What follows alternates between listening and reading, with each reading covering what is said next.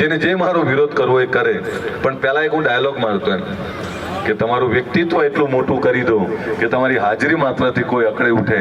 હું ઘણીવાર જોતો હોઉં છું કે આપણે જઈએ ને ત્યારે ઘણા બધા અકળાઈ જાય છે. કેમ? કારણ કે આપણે સાચી વાત કરીએ છીએ. કેમ? કારણ કે આપણે એકતાની વાત કરીએ છીએ. કેમ? તો કે આપણે તમામ લોકોને સાથે લઈને ચાલવાની વાત કરીએ છીએ. એમ તમને બધાને હું એટલી ખાતરી આપું, ચિંતા ના કરતા, આને વાલા વક્ત હમારા હૈ.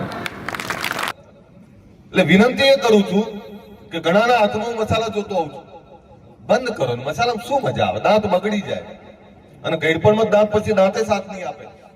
મસાલા બંધ કરો. નશો તો ક્યારે ના કરો. જો તમારા કુટુંબ કબીલાને પ્રેમ કરતા તો નશો ક્યારે ના કરો. પણ હું જયારે વાત કરતો હતો તમને બનાસકાંઠાની 27 તાલુકાના હજારો લોકો આવ્યા, હજારો લોકો. એનો આંકડો ગણાયો જ નતો, એટલી મોટી સંખ્યામાં આખો સમાજ આવ્યો. નક્કી કર્યું કે હવે બહુ થયું, કોઈ ખોટા દેખાડા, કોઈ ખોટા ખર્ચા નહીં કરવા. ભાઈ ઈકો ઓછું કરજો, કોઈ એવા ખોટા દેખાડા કે ખોટા ખર્ચા નહીં કરવા. આપણે સમાજને આગળ લઈ જવો, સમાજને સાચી દિશા આપવી પડે, અને એની શરૂઆત આગેવાનોએ કરવી પડે.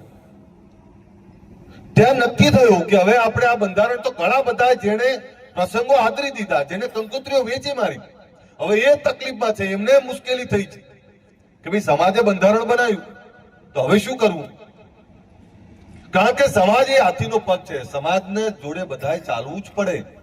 હું ગમે એટલો મોટો હોઉં, પણ મને મારો સમાજ ના બોલાવે તો બીજો સમાજ ના બોલાવે.